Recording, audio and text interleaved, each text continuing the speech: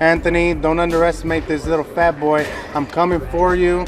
When Andy Ruiz Jr., all 268 pounds of him, dismantled heavyweight supernova Anthony Joshua at MSG, he was criticized for being overweight and out of shape, but shocked the world by dropping the Brit 4 times before stopping him. That's it! Andy Ruiz is the heavyweight champion! The greatest heavyweight technician of this generation, Tyson League. And if he can keep that punch working, Tyson Fury has poked fun at his own physique, mocking Deontay Wilder and Vladimir Klitschko. Fat man, that's who beat you. Shame on you, my friend. Fury has an unremarkable physique, while Klitschko and Wilder sport shredded abs, but that didn't stop the Brit beating both men when they fought for the world title. Having the extra weight will help a guy carry more power from his strikes, but what about all the other intricacies of fighting?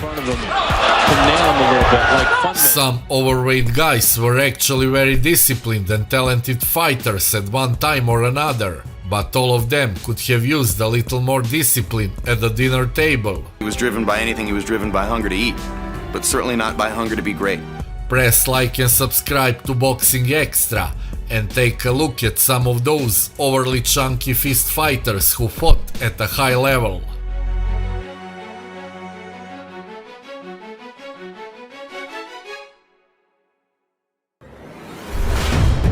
Former world heavyweight champion Riddick Big Daddy Bowe never seems to be considered one of the best in that division. I was with Riddick when he was an amateur, but he never showed the drive to be a champion. He defeated 6 future or former champions in Pinkland Thomas, Tony Tubbs, Evander Holyfield twice, Michael Dokes, Bruce Seldon and Herbie Hyde. Third knockdown on Holyfield's career, he's up to the fourth, and that's it! Bowe had all the talent and ability in the world, especially for a fighter 6'5", but one thing he didn't have was self-discipline. Riddick Bowe is a tragic figure in boxing. To become a champion and not to be able to deal with success. Bowe's career had in effect ended, even though Bowe didn't turn 30 until August 1998. However, in Bowe's comeback fight against Journeyman Billy Zumbran in 2005, he had let himself go to such an extent he weighed a whopping 280 pounds. James held multiple world championships in 3 weight classes, including the IBF and lineal middleweight titles from 1991 to 1993, the IBF super middleweight title from 1993 to 1994, and the IBF cruiserweight title in 2003. Tony also challenged twice for a world heavyweight title in 2005 and 2006. Round 6, Ruiz 15 out of 52, Tony 12 out of 29. All of Tony's 12 campaigns at heavyweight have been contested at 217 to 237 pounds. Yes, we may be seeing the end of an era. It's going to be ruled a knockdown. In the 1970s, he had reigned as one of the most fearsome heavyweight champions in the sport's history. Jimmy is saying it, you may hear him. Down goes Frazier! His quick demolitions of fellow greats Joe Frazier and Ken Norton had been stunning. Right up, I got a left jab, and all. After a break of almost exactly a decade, the former champion returned to the ring in 1987. First thing I did was get on the scale. 315 pounds. Foreman came out of retirement age 38. He trained hard, but he was still a blubbering 267 pounds for his comeback win over Steve Zowski. Miss you with my right, boom, and I'll belly bump you. Big George won the world title again, age 45 in 1994, and retired. Tutan Tony Galento was a bartender and a buffoon but he carried the American dream in his left hook. Can lick any heavyweight in the world. That goes for Joe Louis, Max Baer, and the rest of them. The 5'8", 240-pound tavern keeper almost accomplished the unimaginable. Galento hurt Joe Louis in the first round of their 1939 title fight and actually floored the champ in the third round. In the fourth, Louis finished Tony Galento with 38 straight unanswered, violent punches. I hit him a light punch and knocked him out. And knocked him down. I'd have knocked him out. I had him down twice. And with one rushing left hook, he shocked the world and almost claimed the crown from all the Depression-era guys just like him, just battling to survive, somehow hoping to score a left hook and grab a piece of the American dream. The Nigerian Nightmare held the WBC heavyweight title in 2008 and fought both the Klitschko brothers, having faced Vladimir twice and Vitaly once. At his peak, Peter was a trim 231 pounds. But in a comeback fight in 2014 against Ron Aubrey, his waistline had swelled and he weighed 291 pounds.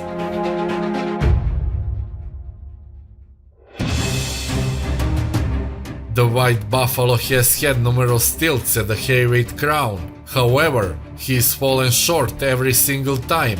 Axel Schultz, Michael Moorer, Lennox Lewis, Vladimir Klitschko, Evander Holyfield were those who denied him the holy grail of boxing. Though what they couldn't deny him was his penchant for food, which was one of the reasons he stepped into the ring with Ron Guerrero weighing in at 268 pounds of prime South African beef. Joe Hip became the first Native American to challenge for a World Heavyweight Boxing Championship on August 19, 1995, when he fought WBA champion Bruce Seldon at the MGM Grand Garden Arena.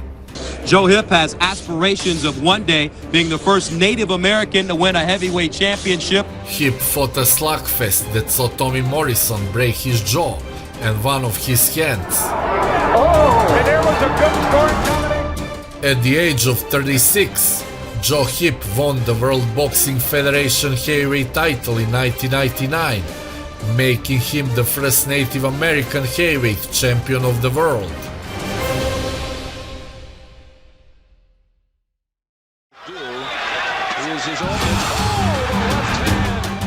As Eric's nickname Butterbean implies, he was a huge man. Come on, Mike Tyson. 4 rounds, 10 rounds, gonna be just like this.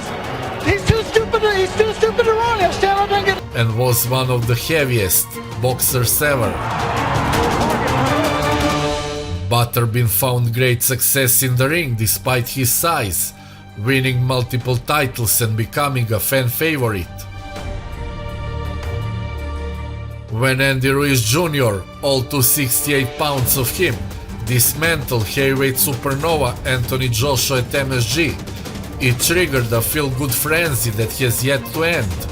Everybody kept doubting me, nobody believed. He would go on to lose the title back to Joshua in their rematch, but proved that fat boxers could compete at the sport's highest level. Quick-fisted guy, he knows how to fight on the inside, he's a Mexican-style heavyweight. At nearly 300 pounds, Ruiz was one of the history's heaviest and fattest champions.